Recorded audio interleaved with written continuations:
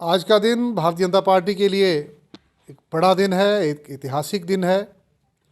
आपने स्वयं ही कहा कि 4 प्रांतों में हम अपनी सरकार को बचाने में सफल हुए हैं।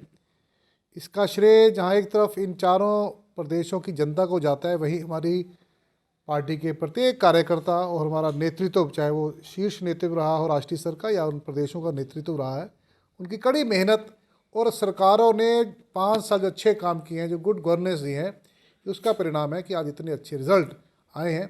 वैसे अगर आप देखेंगे, यूपी हो चाहे उत्तराखंड हो, यहाँ पिछले कई दशकों से कोई भी सरकार अपने आप को दोहरा नहीं पाई है, कोई पार्टी दोबारा सत्ता में नहीं आई है। लेकिन जिस लगभग 2/3 मेजोरिटी से ज़्यादा हम यूपी में आ रहे हैं और 2/3 ही हम उत्तराखंड में आ रहे हैं। 2/3 मेजोरिटी से उत्तराखंड में दोबारा आना, और उत्तराखंड जब का बना है तब से कोई सरकार वहाँ रिपीट नहीं हुई है। यहाँ जो 5 सालों में हमारी सरकार ने काम किया है, पार्टी के कार्यकर्ता ने मेहनत की है, और मोदी जी का जो मार्गदर्शन रहा है, मोदी जी का जो आशीर्वाद रहा है, हमारे राष्ट्रीय अध्यक्ष हिमाचल प्रदेश नड्डा जी का भी जो मार्गदर्शन रहा है, उनके कुशल नेतृत्व के चलते आज एक बहुत बड़ी जीत हमारी पार्टी को मिली है और बड़ी सफलता है।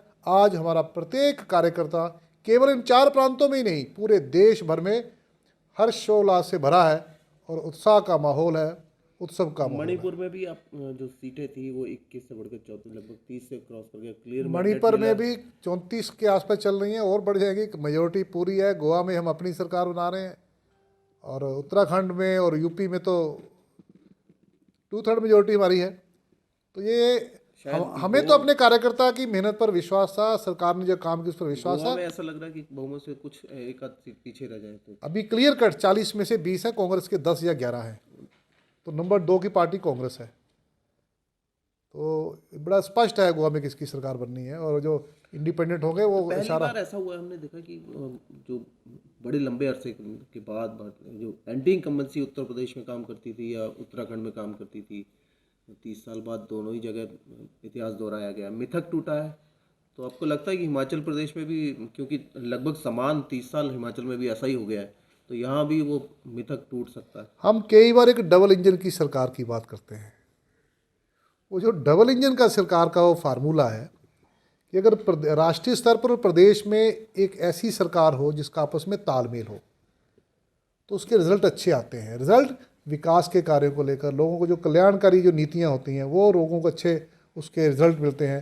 क्योंकि अनेक प्रदेशों में तो ऐसे हुआ है कि सरकार, केंद्र सरकार ने जो नीतियाँ दी लोगों के लिए, उनको ठीक से लागू नहीं किया, जहाँ बीजेपी की सरकारें नहीं थी। तो वो लोग आज भुगत रहे हैं उस चीज़ को।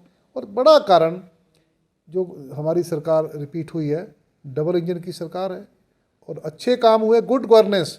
और यूपी में तो जो हर व्यक्ति कह रहा है कि कानून व्यवस्था में बड़ा ज़बरदस्त सुधार हुआ है। आज कोई किसी की, हमारी माँ बहन बेटी घूम सकती है रात को 9 बजे भी, 10 बजे भी, इस प्रकार की कानून। एंटी इनकम्बेंसी की बजाय प्रो इनकम्बेंसी मिली हुई है। यस, आपने सही कहा, ये प्रो इनकमेंसी। सरकार अच्छा काम करेगी तो लोग दोबारा चुनते हैं। ये भारतीय जनता पार्टी की सरकारों में ही संभव है। गुजरात में हमारी 4थी बार, मान लो 5वीं बार लगातार सरकार बनी है। मध्य प्रदेश में हम 3 बार जीते लगातार।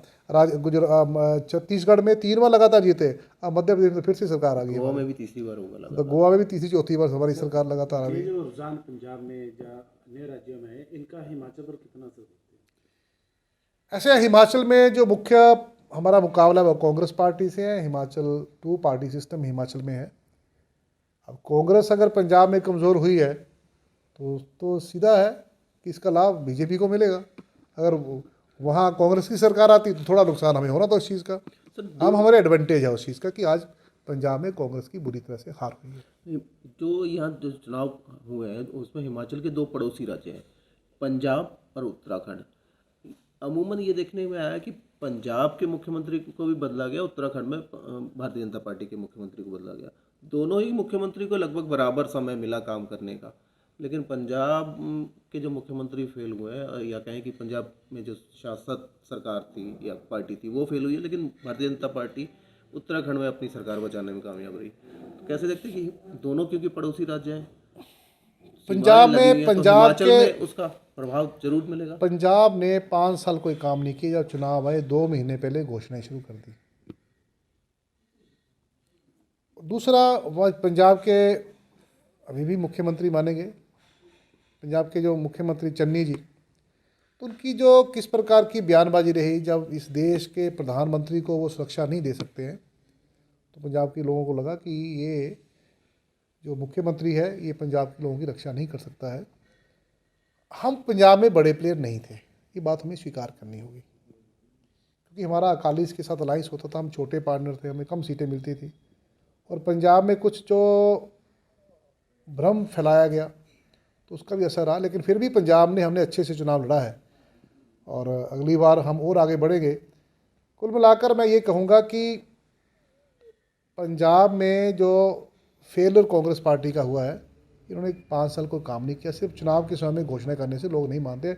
अगर आप उत्तराखंड की बात करेंगे तो उत्तराखंड की सरकार ने, बेशक वह मुख्यमंत्री बदले, लेकिन सरकार ने जो केंद्र सरकार की नीतियां थी उनको लगातार वहाँ लागू किया। अभी धामी जी ने लगातार अच्छा काम किया। इसके साथ अगर हिमाचल से जोड़ेंगे तो हिमाचल की सरकार तो जिस दिन से बनी उसी दिन से लगातार अच्छा काम कर रही है। 4 साल पहले भी अच्छे काम कर रही थी, 4 साल बाद भी कर रही है, और अंत तक, अंतिम दिन तक ये सरकार जन कल्याण के कार्य करती रहेगी।